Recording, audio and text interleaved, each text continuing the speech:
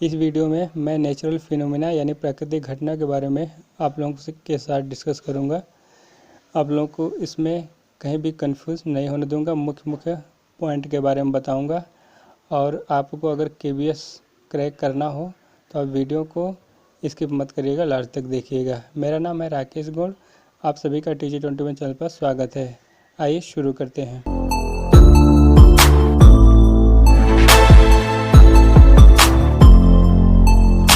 सबसे पहले इसमें मैं आप लोगों को भूकंप के बारे में बताऊंगा। सबसे पहले देखते हैं इसमें डिफिनेशन का। डिफिनेशन तो खैर पूछता नहीं, फिर भी बता रहा हूँ कि मतलब अगर धरती का ऊपरी भाग कंपन करे या हिले, ऐसे कह सकते हैं, कंपन करे या हिले तो आप उसको भूकंप का नाम दे सकते हैं, संज्ञा दे सकते हैं। ठीक, ये तो डिफिनेशन है, खैर पूछता नहीं है। इसका मेन चीज़ देखते हैं। सबसे पहले इसके बारे में समझते हैं कि भूकंप आने से पहले कि अपने जो पृथ्वी का लेयर है, देखिए ये 4 लेयर है। इसके ऊपर जो अपने धरती है जिसमें हम लोग चलते फिरते हैं, तो ऊपरी भाग को हम क्रस्ट या भूपर्पटी के नाम से जानते हैं। ठीक इसके नीचे वाले को मेंटल नाम से, फिर उसके नीचे वाले को जो इंटरनल कोर यानी आंतरिक कोर के नाम से जाना जाता है, और ठीक फिर उसके नीचे का जो है उसके बायोकोर के नाम से या एक्सटर्नल कोर के नाम से जाना जाता है। ठीक, ये 4 कोर हैं। अब भूकंप आता कहाँ से? सबसे पहले ये समझते हैं कि जो पहला ऊपर वाला है उसको कहते हैं, जो मैंने बताया कि क्रस्ट या भूपर्पटी, और ठीक उसके नीचे वाला जो है मेंटल यानी पहली परत और दूसरी परत के बीच का जो भाग है, बीच का जहाँ पहली परत और दूसरी परत बीच में मिल रही है, वहीं से भूकंप उत्पन्न होता है।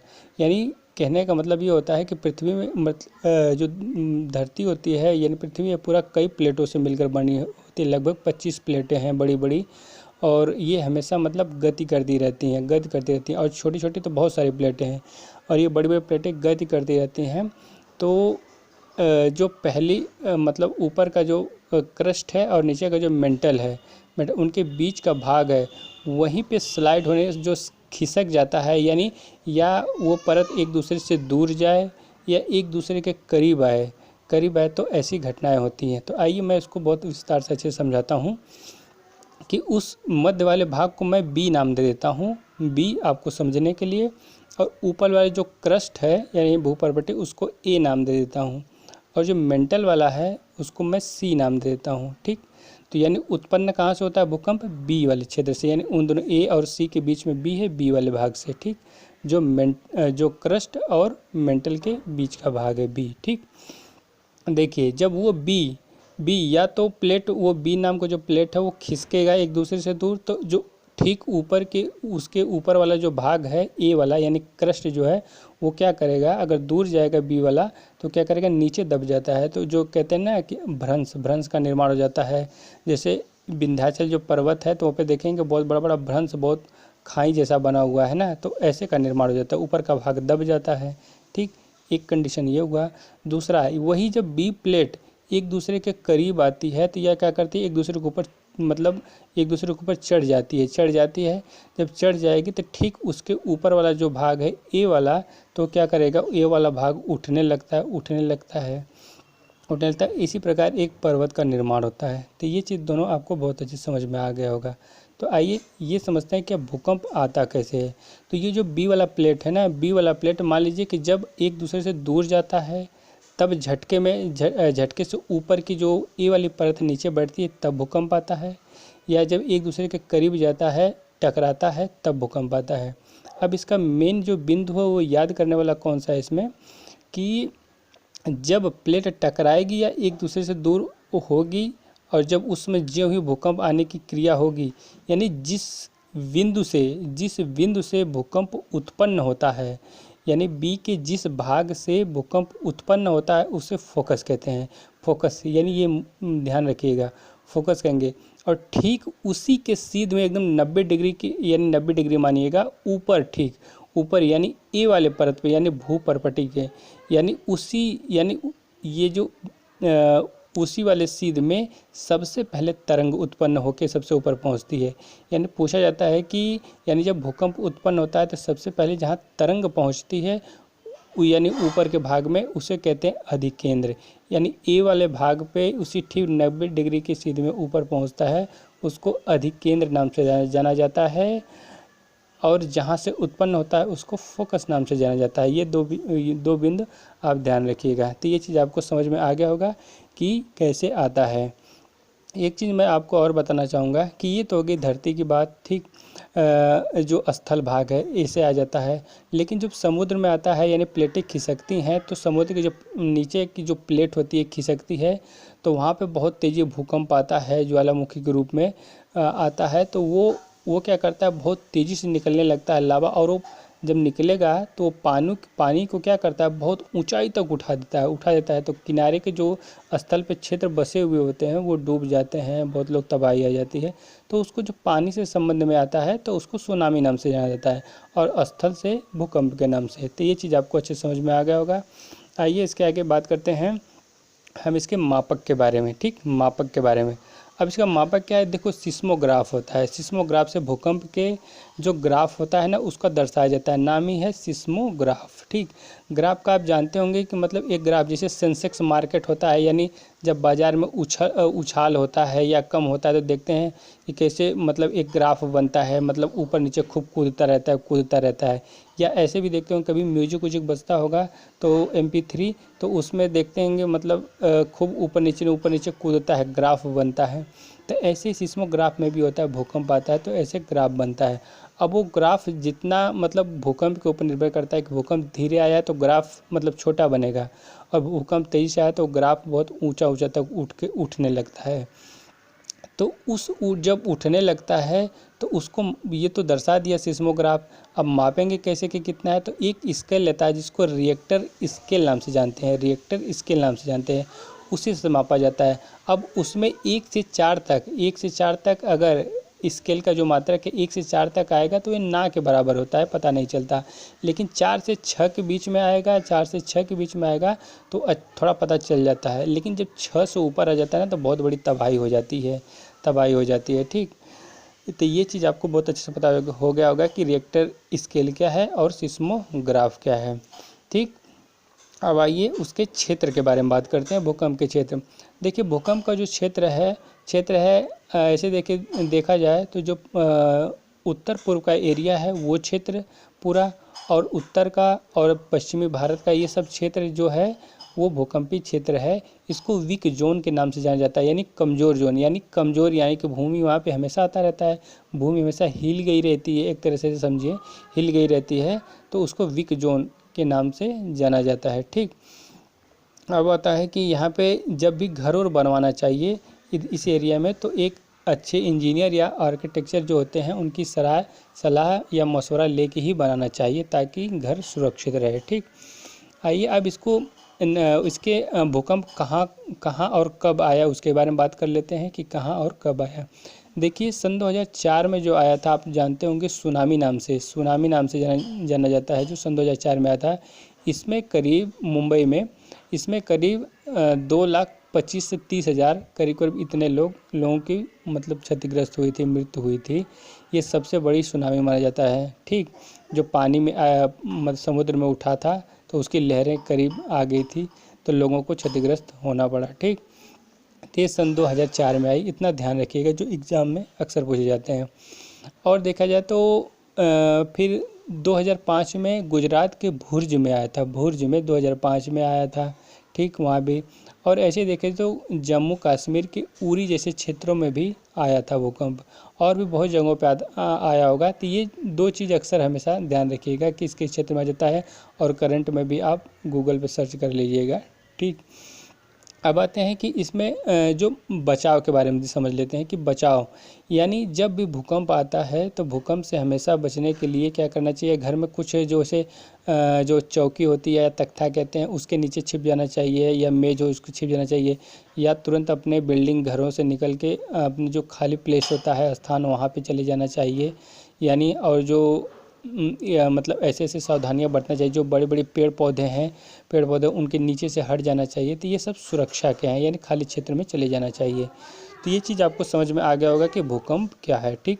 अगर वीडियो अच्छी लग रही हो तो चैनल को सब्सक्राइब ज़रूर करिएगा, और लाइक भी, और मन करेगा तो बेल आइकन पे भी क्लिक कर दीजिएगा, ठीक। आइए अब समझते हैं नेक्स्ट जो नेचुरल फिनोमिना है उसका नाम है वैद्युत विसर्जन। वैद्युत विसर्जन। अब वैद्युत विसर्जन क्या होता है, सबसे पहले अब इसको समझते हैं कि देखिए, आप तो जानते होंगे कि पानी का जो, अब देखते होंगे कि जब धूप ज़्यादा होता होगा तो जो पानी वाष्प बन के उड़ उड़ के उड़ता रहता है और ऊपर जाके एक बादल का रूप लेता है। तो आप जानें कि जो बादल का रूप ले लेता है, तो ऐसा नहीं कि एक ही बादल जाके बनता है, बहुत बड़ा बड़ा मतलब ऊपर जाके बादल बनता है, बहुत बड़ा बड़ा एरिया में, ताकि बादल अगर फट के नीचे गिर जाए तो पूरा मतलब एरिया पूरा साफ़ हो जाएगा पानी से। ठीक, यानी बहुत बड़े बड़े कई बादल बनते हैं। ठीक है, और वो दूर दूर तक जाकर बारिश करते हैं। तो ऐसी क्रिया से जब बादल बन जाता है तो वो बहुत बड़ा ड्रॉपलेट बन जाता है। तो जो ये बादल एक मान लीजिए कि बन गया, उसका नाम मैं ए रख देता हूँ। उस बादल का जो बहुत बड़ा बन चुका है उसका ए रख देता हूँ। ठीक, उसमें बहुत सारा पानी है। तो जब बादल बन जाता है तो उसके ऊपरी भाग यानी एकदम ऊपरी सिरे पे हमेशा क्या हो जाएगा, वहाँ पे प्लस हो जाएगा, प्लस हो जाएगा, और निचली सिरे पे एकदम उस बादल के माइनस हो जाता है, माइनस हो जाता है। ठीक, ये ध्यान रखिएगा, ये बादल नंबर ए है, ए यानी ऊपर प्लस हो गया, नीचे माइनस। ठीक, ये आवेश है। ठीक, और जो फिर इसके बाद अगर दूसरा बादल बना, दूसरा बादल अगर ऊपर बना बना उसका नाम मैं बी रख देता हूँ। तो उसमें भी क्या होगा कि ठीक उसके ऊपरी सिरे पे प्लस होगा, निचले सिरे पे माइनस होगा। सोचिए कि जब ऐसा होगा, हर बादल में ऐसा हो जाता है। ठीक, लेकिन आप सोचिए कि जो ए वाला बादल है वो तो पहले से ऊपर है, और जो बी वाला बादल है नीचे से उड़ता जा रहा है। जब एक दूसरे के नीचे से टकराएगा तो क्या होगा, जो बी वाला बादल है उसका प्लस वाला भाग, उसका प्लस वाला भाग ए वाले बादल यानी उसके जो ऊपर वाला बादल है उसके माइनस वाले भाग से जब टकराएगा तो बहुत बड़ा ब्लास्टिंग टाइप होती है। देखते हैं कि बादल बहुत तेज़ गड़गड़ाहट होती, बिजली चमकती, ऐसे वो शॉट होता है क्योंकि बादल बहुत बड़ा होता है।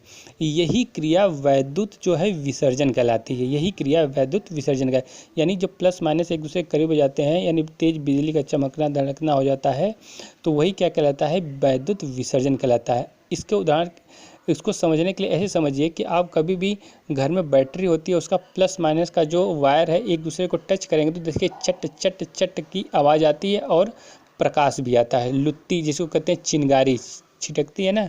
तो ऐसे ही क्रिया वो, क्योंकि वो बादल बहुत बड़ा होता है इसलिए इतना तेज़ आवाज़ आता है। ठीक, तो ये चीज़ आपको बहुत अच्छे से समझ में आ गया होगा। अब ये देखते हैं कि देखिए, होता है तो टकराने का काम एक है, लेकिन पहले क्या था, पहले प्रकाश आता है, बाद में आवाज़ धरती पे आती है। ठीक, यानी प्रकाश का जो गति है ना वो तेज़ होती है, किसके अपेक्षा, ध्वनि के।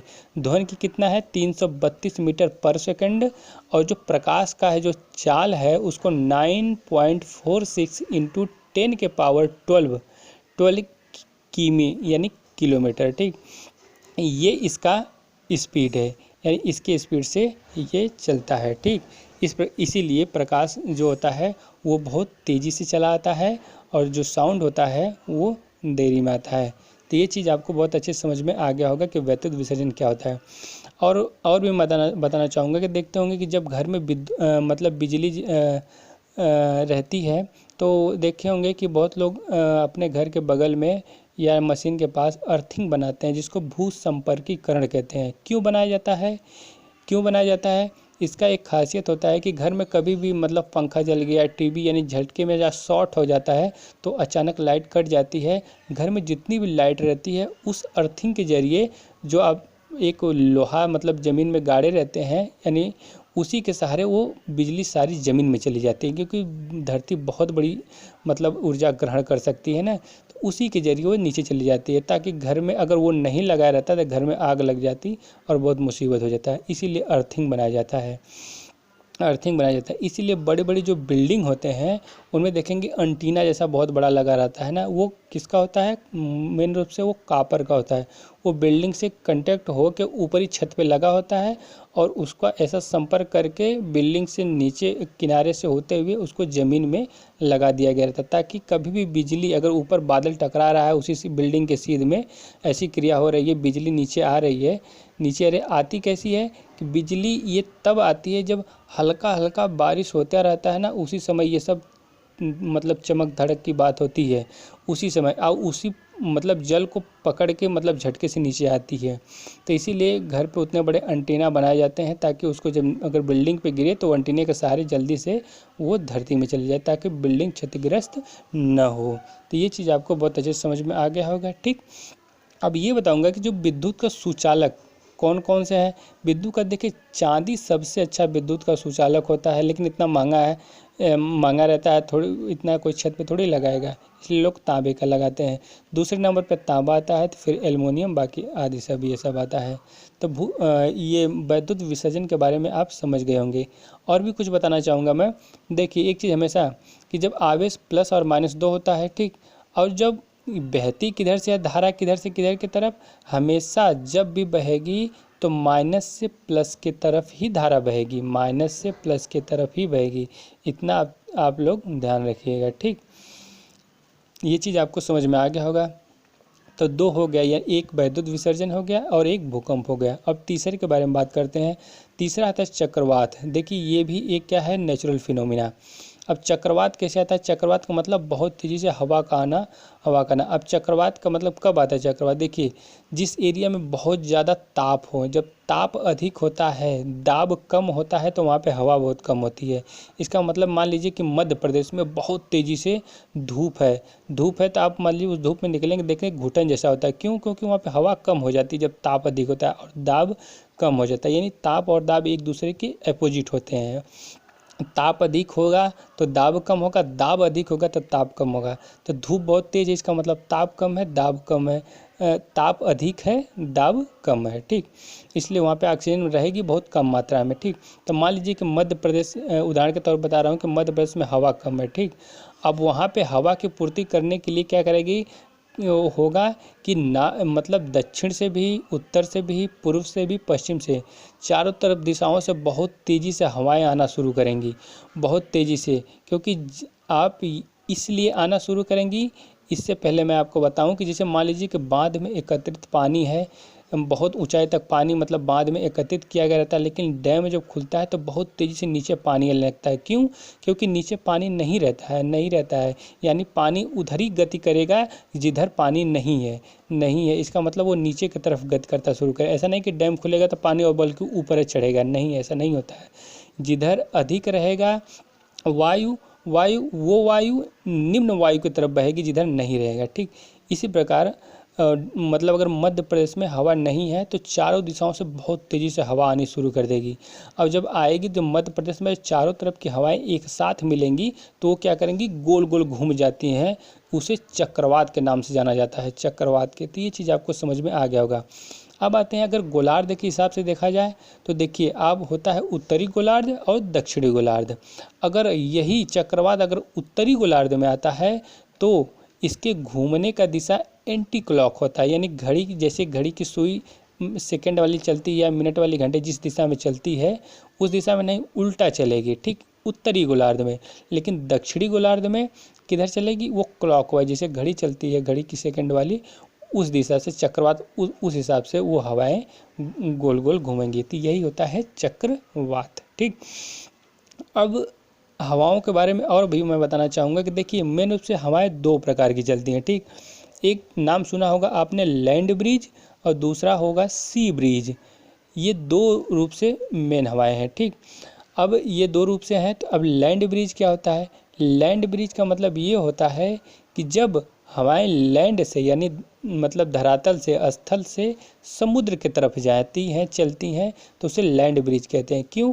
क्योंकि अगर स्थल पे हवा है और समुद्र के यानी जो सागर है उधर हवा नहीं है, तो वो लैंड से सागर की तरफ जाएगी, उसको लैंड ब्रिज कहते हैं। और सी ब्रिज किसे कहते हैं? सी ब्रिज जब सी में यानी सागर में बहुत हवाएं हों और लैंड पे नहीं है तो सागर से लैंड की तरफ जाएगी, उसको सी ब्रिज के नाम से जाना जाता है। तो ये चीज़ आपको बहुत अच्छे से समझ में आ गया होगा। एक चीज़ और बताना चाहूँगा कि देखिए जब मतलब चक्रवात आता है तो जो किनारे अक्सर चक्रवात अक्सर जिधर आता है मतलब देखते होंगे कि आंधी तूफान बहुत तेज अपने तरफ आता है। क्यों आता है? क्योंकि अगर अपने तरफ आज आंधी आए तो इसका मतलब अपने तरफ हवा था बहुत कम था, और आने से पहले हवा देखिए मौसम थोड़ा चेंज हो जाता है, बहुत तेज़ हवाएं आती हैं समुद्र से चल के। ठीक, तो ये अक्सर किनारे पे जो मतलब समुद्र एरिया का जो किनारा उनारा रहता है तो तेज़ हवाएं चलने लगती हैं, लैंड ब्रिज, अरे सी ब्रिज, तो वो एरिया ज़्यादा प्रभावित होता है उन चक्रवात जैसे हवाओं से। तो ये चीज़ आपको बहुत अच्छे से समझ में आ गया होगा। अगर वीडियो अच्छी लगी होगी तो आप मेरे चैनल को सब्सक्राइब ज़रूर करिएगा, और लाइक भी और बेल आइकन भी। ठीक है, thank you friend, next video में मिलते हैं, बाय बाय।